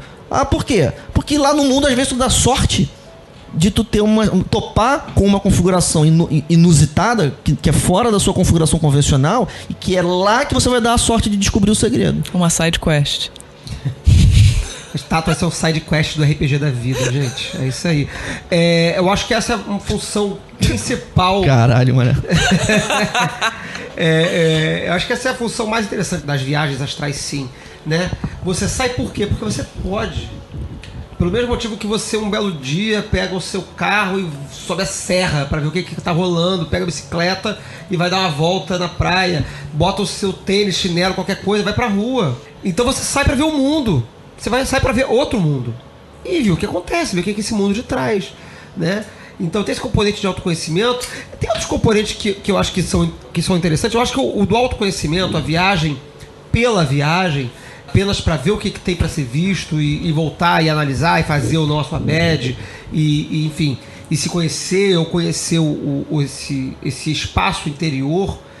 Eu acho que agora eu já posso falar de espaço interior porque geralmente as pessoas falam de viagem astral, acham que estão viajando para fora. Eu acho que depois de tudo que a gente falou aqui, tá mais do que sedimentado, que a gente tá viajando mais é para dentro do que para fora, talvez. Exceto quando você descobre o baú da vovó e vai na casa da vovó e o baú tá lá e ninguém sabia dele. Tem uma carta da vovó pro amante e aí deixa pra lá. Eu acho que assim, a principal função, a primeira função pelo menos que um estudante de viagem astral deve se preocupar é essa: viajar. O Pietro falou de clarividência. Nós temos relatos de experiência de clarividência em viagem astral. Temos relatos. Mas eu acho que isso é posterior. Eu acho que isso não tem que ser uma preocupação. Eu acho que se o cara entra na viagem astral, assim, vou fazer viagem astral pra achar a carta do amante da vovó no baú que ninguém encontrou, pra encontrar tesouros escondidos na praia, pra, sei lá, pra ver a minha vizinha pelada tomando banho. Esses fins, você vai estar trocando a experiência pela finalidade, e isso é o caminho rápido da frustração, sabe?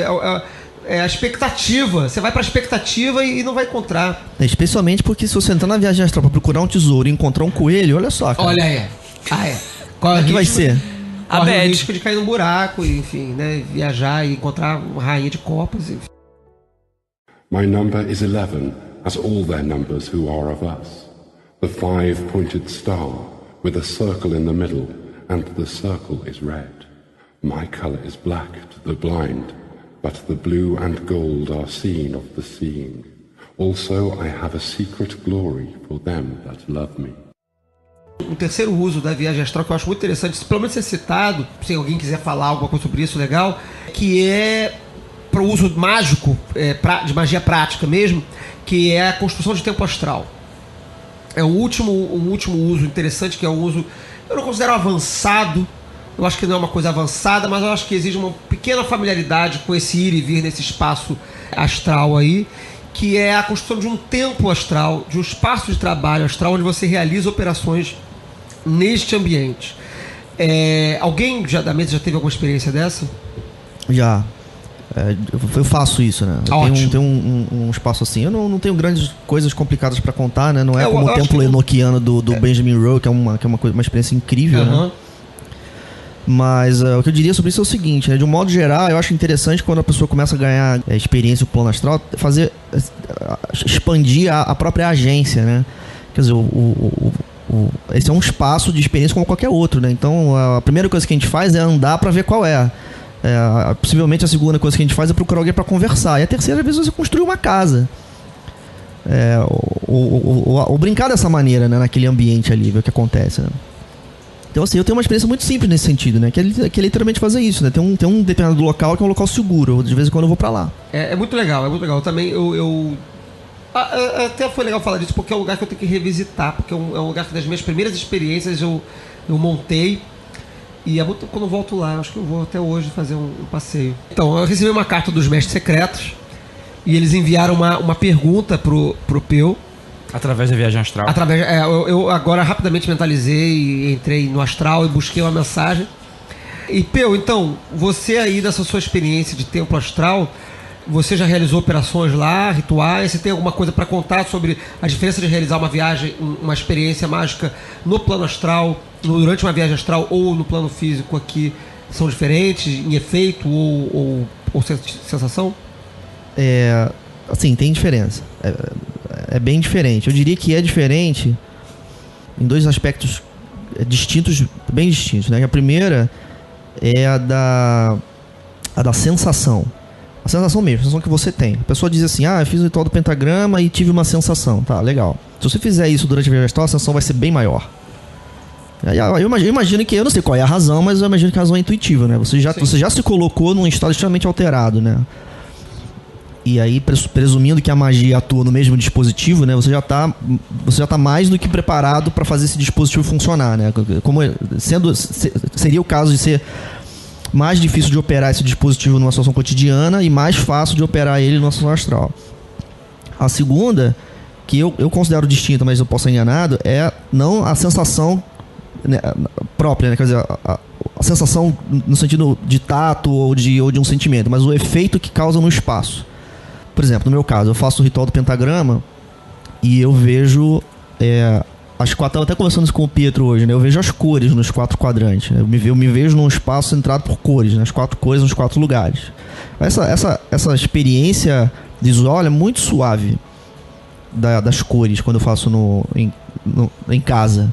Mas se eu fizer isso no plano astral, o universo perturba inteiro. Às vezes sacode, às vezes tem figuras que estão ao redor. Vamos supor que eu estou lá no meu templo, né? Meu templo, ele é uma área aberta, não é bem um templo, ele é tipo na verdade, tipo aqueles templos antigos da Grécia, não é uma estrutura fechada, né? Um pátiozinho com umas colunas e elevado por escadas e dentro de uma clareira e ao redor tem uma floresta. Toda vez que eu passo por ali, aparece alguém para dar um alô.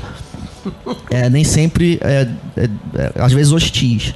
Mas se eu faço um ritual ali, é muito comum que as figuras fujam correndo, que tem a revoada de pássaro, sabe? Uma coisa assim, como se fosse uns efeitos desse tipo. É muito plástico. E aí, novamente, eu acho que a razão é natural. Você está numa viagem astral, né? O ambiente ali, ele já está todo conectado com esse tipo de intencionalidade, né? Se eu fizer um banimento aqui, os microfones não vão sair voando, né? Mas as figuras do plano astral saem, né? Quando a gente faz um ritual, a gente está buscando justamente excitar o que a gente já falou diversas vezes, a nossa luz astral, nós exercitar a luz astral, o plasma astral, que numa análise muito razoável, se a gente está pelo menos utilizando a mesma palavra, a gente está falando do mesmo ambiente, do mesmo cenário em que possivelmente a gente está trabalhando durante a viagem astral.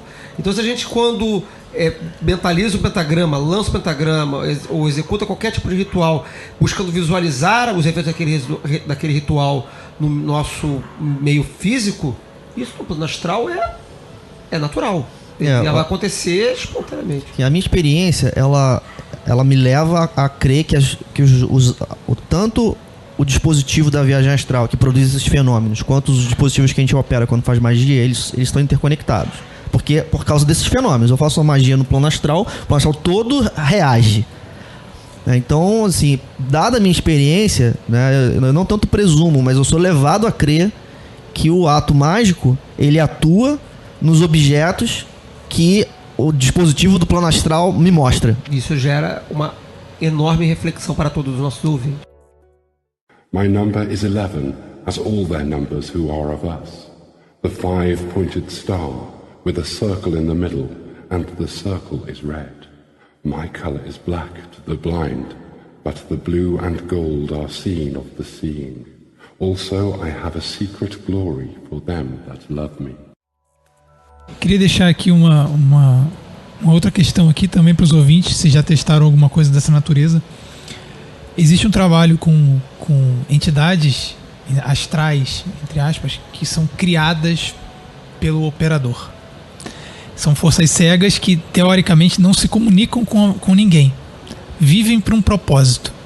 Vivem entre planos. Eu tenho testado, confesso que não com muito sucesso, fazer como se fosse um zoológico dos meus servidores. Olha só que pessoa ruim. Não, pessoa ruim não. Eles existem porque eu os criei. Ruim se eu estivesse destruído. Eu não destruí. Elas não estão no seu habitat natural, você está aprisionando elas. É o que eu ouvi esse argumento uma vez assim. Mas você aprisiona os elementais artificiais. Eu falo, são artificiais, cacete. Eu criei. Não, mas você criou, você deu vida e você aprisiona. Ah, pô. Já te dei a vida, fica na moral. Então, ele vive. Então, assim. Gente, imagina se a gente chamar o pessoal do Pro-Vida aqui pra falar de viagem astral, cara. Aquela galera que é anti-aborto e tal. Vai ser um desastre, né? Aí vão dizer que eu não posso matar meus elementais. Vamos falar de clones também, que ele vai ficar fudido. Quando eu era adolescente, eu jogava RPG com uma galera e tudo mais e tal, e a mãe de um amigo, depois eu te retorno, Pietro, desculpa, que achei engraçado lembrar disso. Quando eu era adolescente, esse amigo jogava RPG com a gente e tudo mais, a mãe dele proibiu ele jogar RPG, porque quando ele jogava RPG, os personagens, eles eram criados no plano astral. E aí eles se tornavam obsessores do jogador. Então ela proibiu o garoto. Ele jogava, obviamente, ele continuou jogando RPG escondido com a gente e tudo mais.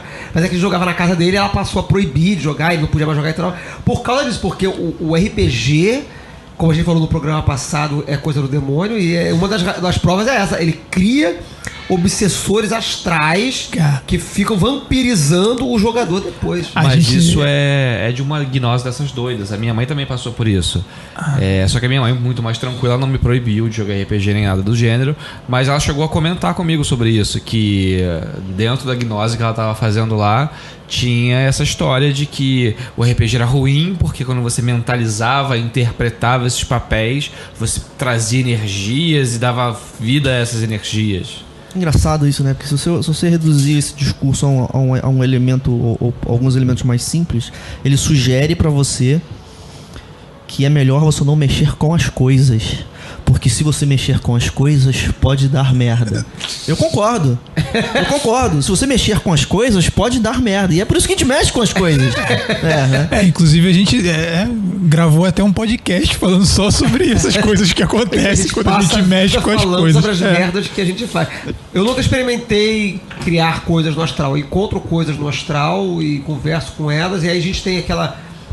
Eu não sei se isso é tradicional de outros grupos, mas a gente tem essa tradição de, ao encontrar alguma coisa, perguntar o nome, sigilo e função. Não é sempre que pelo menos eu criei esse hábito, aprendi assim e mantenho esse hábito até hoje. Então sempre que eu encontro alguma coisa no plano astral, nas minhas viagens, eu questiono o nome, sigilo e função. Primeiro testo, né? Tem que testar a validade da criatura, se aquela criatura é natural, daquele espaço ou não. A gente geralmente faz isso lançando pentagramas. A tradição diz que se aquela criatura, aquela presença, ela for algo falso daquele espaço, algo não natural daquele espaço, estivesse fingindo como algo daquele espaço, ela será banida pelo pentagrama. Enfim, após ela ser testada, você troca uma ideia com ela e começa perguntando o nome, pelo menos eu faço isso, nome, sigilo e função, e anoto. Depois que eu retorno, anoto. Eu falei com a criatura Sbrubbles, cujo sigilo ele me desenhou e é assim, e ele serve para catar coquinho. Aí eu anoto isso no meu diário, e sempre que eu precisar catar coquinho, eu faço a invocação do Sbrubbles através do seu sigilo no astral. Mas então eu nunca aprisionei. Eu faço o catálogo das criaturas, dos entes que eu encontro no astral. Talvez o seu problema seja aprisioná-las, tadinhas. Você tá aí fazendo zoológico, seu tá vendo? Você percebe? Ivair.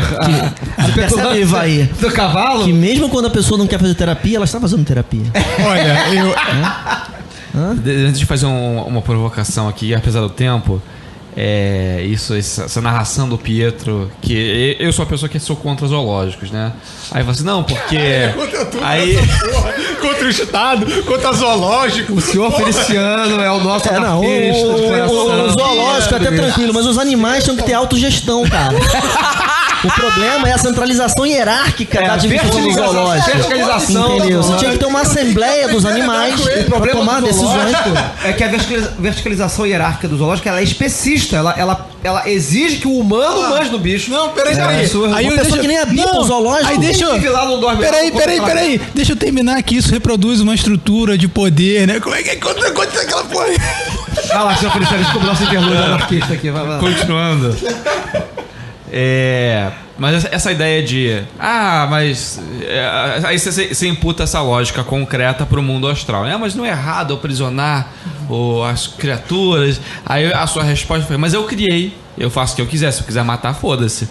E aí me lembrou que é exatamente o discurso do Deus do Velho Testamento. Eu faço o que eu quero porque eu criei essa porra, e se vocês não estão fazendo o que eu quero, eu vou mandar enchente e vou matar todo mundo.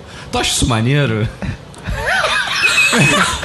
Então, queridão, é a lei do forte. Meu irmão, você é ateísta, mas vive no mundo que Deus criou. E aí? E aí? O nosso editor aqui mandou que nós somos uma grande viagem astral de Deus. O Caibalion, dos 3 iniciados, uma dos aforismos dele lá é o universo mental. Nós somos projeções da mente do divino. consequentemente, nós somos, sim, viagem astral. Até eu, viu? Até eu. Todos nós. E aí, do ponto de vista do Pietro, nós, enquanto bonecos astrais da divindade, sob seu julgo, né? Nós também estamos aí criando nossos pequenos diabretes, nossos homúnculos, né? E botando eles para fazer trabalho pesado e carregar a caixa e se sacrificarem em nosso nome. Eu acho isso errado. Mas o Pedro faz o que ele quiser com o subconsciente dele. Ele é problema dele. Eu acho problemático, né? Porque se tem uma coisa vingativa é o inconsciente. Né, cara? Que pariu, né? Eu não faço essas merda porque eu acho que se a gente já tá aqui claramente agora botando em palavras literais que o mundo astral ou pelo menos se compõe do inconsciente, eu não zoaria meu inconsciente. Não. Evitaria esse tipo de desgaste. Mas o Pietro é foda, ele faz o que ele quiser, porque ele é telemita, ele faz a vontade dele. Não, peraí, não é assim. Aí vocês estão zoando a parada. Calma aí, olha só, cara. Desse jeito que você falou. Não. A gente tá desse botando jeito tá forte, a gente tá pensando numa partida forte. Pois olha aí. Veja. Percebam. Percebam, Ivaí. Mas olha só. A penitenciária do cavalo. Queria ver daqui a um ano Pedro parando aqui, caralho, cara, os servidores astrais fizeram uma greve, porra, foi uma merda, a gente teve greve que não, rebelião. Não. Os bichos começaram a atacar cocô. Olha só, gente, olha só, é um experimento, eu tô tentando, vamos com dois aí. É válido, é o que o Mengele falava. Caralho, porra. Olha só, pela lei de Godwin, esse assunto acabou de ser encerrado, vamos prosseguir. A Lady Godwin acabou de encerrar o assunto. Muito obrigado, senhor Feliciano. Acabou, né? Acho que tem que encerrar o podcast. Acabou o podcast também. Eu acho que já exploramos bastante aqui. A gente não falou das técnicas, mas acho que tem alguns documentos na internet que a gente pode compartilhar. Não sei se no Self-Made Magician do Chan tem o trabalho de tradução tá em andamento em breve, a gente vai ter isso em português aí. A gente pode colocar lá o link do Self-Made Magician, que já foi colocado no outro post, a gente repete nele. Se eu não me engano, a técnica de viagem astral que o Duchamp ensinou pra gente tá nesse livro. Tá sim, eu tenho certeza. Tá, então beleza, ele tá lá, a gente coloca lá, quem quiser ler inglês, lê, quem não quiser, joga no Google Translator e arrisca a sorte. Outras técnicas são facilmente encontradas por aí, a gente pode linkar algumas no post, porque vocês sabem que o nosso objetivo aqui nunca é discutir técnica, né? A gente só discute viagem na nossa cabeça. O objetivo do nosso podcast não é ensinar nada, é ficar aqui debatendo e viajando na maionese, e eu acho que tem dado certo, porque a gente tem recebido comentários de pessoas que estão curtindo. Se você não curtiu, comente também, é importante a gente receber crítica também. Mande e-mail. A gente tem e-mail? Não, mas mande mesmo assim. Descubra uma forma de mandar e-mail pra gente no astral. Vai no plano astral. Faça uma invocação do secretário. Fale com o secretário do Calem. É só mandar e-mail pro Calem. Ele vai atender. Pode mandar um e-mail pro Calem, ou pode deixar comentário no post, ou pode deixar comentário no Facebook, ou pode mandar mensagem pelo Facebook. Não liga pra gente, eu não atendo o telefone, não me manda mensagem pelo WhatsApp, eu só tô usando o Telegram agora. Gostaria então de agradecer a presença de todos. Gostaria que cada um deixasse sua palavra final. Peu. Eu queria colocar um breve comentário aqui, porque como a gente não passou por isso, né, a gente acabou evitando falar de técnica, não é nem questão de técnica, né, mas é uma das ciladas que a literatura de viagem astral provoca, né, que é a noção de que você tem que se concentrar. Eu gostaria de sugerir à comunidade que parasse de falar de concentração na hora de fazer viagem astral. Não, você não tem que se concentrar, você tem que relaxar. Ao invés de se concentrar, relaxe. Vai dar mais certo. Maravilha, muito bom. O comentário que não podia estar ausente do programa, realmente é pertinente. Pietro. Então, eu queria dizer que seja qual for a técnica que você está ouvindo a gente, procurar para tentar praticar, se é que vai praticar. Se alguma dessas coisas que a gente falou aqui aconteceu com você, vem acontecendo, é importante que você procure documentar isso o mais especificamente quanto você conseguir, e procure estudar isso, na curva da sua vida, o que isso vem te dizendo, o que você está conseguindo com isso, qual é a validade disso, por que isso qual é a importância disso para você, né? E se for um problema, procura ajuda. Se for uma coisa que você está curioso, procura fazer mais, procura conhecer as técnicas e aproveita, porque não tem outra chance, a vida é essa. Eu a partir do próximo podcast vou chamar o senhor Pietro de senhor Joseph Mengele. Porra, sacanagem isso, hein? Eu vou exigir edição dessa porra. Vai ser uma invocação da Lady Godwin atrás da outra.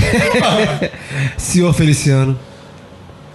Bane primeiro, pergunta depois. Ah, sim, importante. Eu não falei do banimento, mas é importante. Quer dizer, eu falei depois que fui provocado aqui na mesa.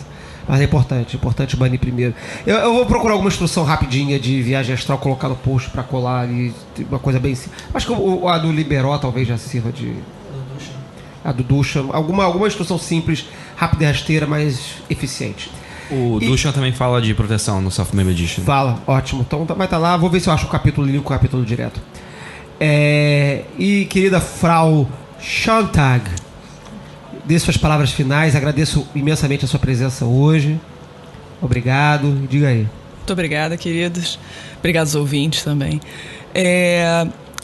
Aproveitando o gancho do Peu, né, sobre não se concentrar e relaxar, isso eu falo também nunca com áreas de superioridade, inclusive é a minha falha, que é o controle.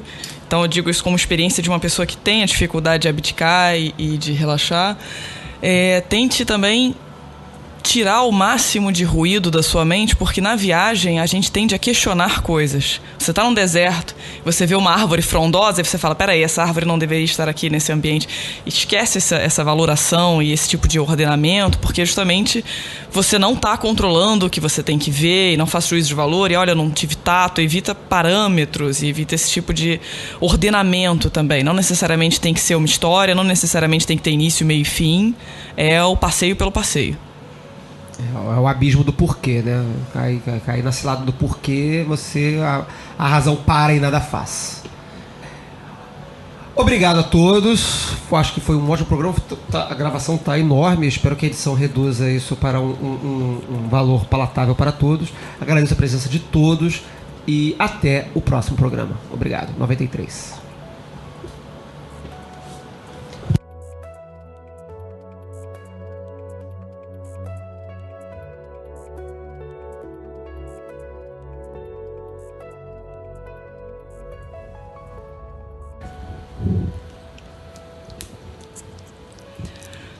Uma das posições mais confortáveis é a suástica, onde o corpo imita... Cara, isso vai... O povo vai se a gente não conseguiu aguentar, imagina. Caralho, galera, você tem noção? Um livro que parece um tijolo, caiu essa frase. Eu tô ligado. É de China, é de China. O oráculo do processiologia. Sim, é verdade. É o processiologiomancia. Ó, pode anotar aí. Porra, não, agora vai ter que ler até o fim. Não, eu vou até o fim, tá maluco? Vambora. Então fala Schontag, pra ficar mais... Schontag. Frau Schontag.